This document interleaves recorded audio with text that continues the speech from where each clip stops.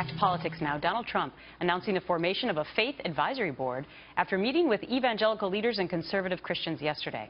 He also had this to say about Hillary Clinton's faith at the event, quote, "We don't know anything about Hillary in terms of religion. Now, she's been in the public eye for years and years, and yet there's nothing out there," end quote. Robert Jeffress is a senior pastor of First Baptist Church, Dallas. He was named to Trump's new advisory board. He's also a Fox News contributor. Kevin McCullough, nationally syndicated radio talk show host for Salem Media Group.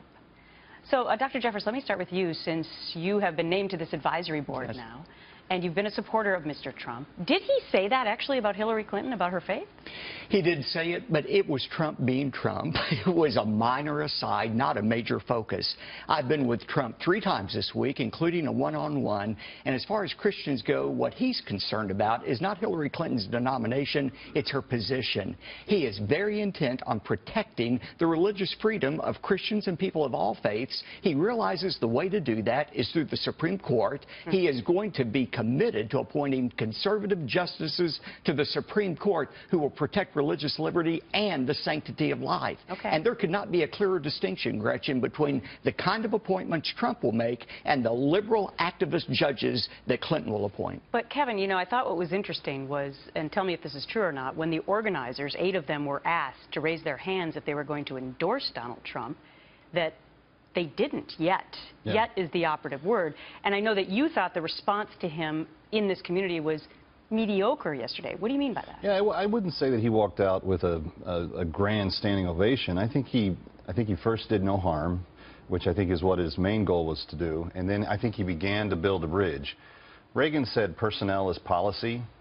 His list of judges have helped, but he's gonna tell us more as Christians about what he wants to do based on who he picks as his running mate and what he starts talking about in terms of cabinet positions. I thought it was interesting also to hear from Tim Wildman. He is in charge of the American Family Association, and here was his quote: "Trump's weakness is that he did not clearly state his views in answers to the questions asked by Perkins and Shackelford about when religious freedom and the LGBT movement come into conflict. Other than to say that these matters will be decided by the courts, I think it was admirable, though, and honorable for Trump to meet with Christian leaders." Dr. Jeffress, do you have a problem with those 2 issues coming together?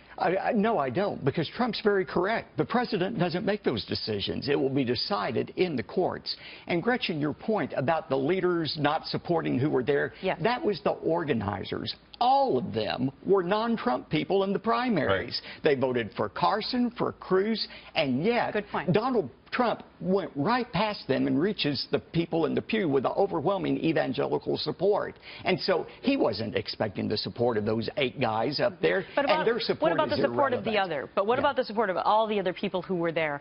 How does he go about really getting them? Well, you have to start the conversation. And this is what people that would have been critical of Trump early in the primary said he did right yesterday. He came out with a good tone. He was very humble in how he presented himself. Most of that room was filled with people that probably didn't vote for him or support him in the primary. But you've got to do no harm to your own cause. He started with that. He has made some of the right moves in terms of what he's looking for in judges, and I do think religious liberty is going to be the defining. It's a question of, do you want a Justice Scalia or a Justice Sonia Sotomayor to replace Justice Scalia? And that's really what the election is going to come down to. Yeah, and I know that he also spoke about political correctness and wanting to make sure that Christians didn't feel like they were under attack anymore in this nation. He was authentic. He didn't fake it at all. And that's not going to satisfy some, but I think it's a good first start. All right, I got to wrap it up there, Dr. Jeffress and Kevin McCullough. We're waiting on Hillary Clinton. Thank you.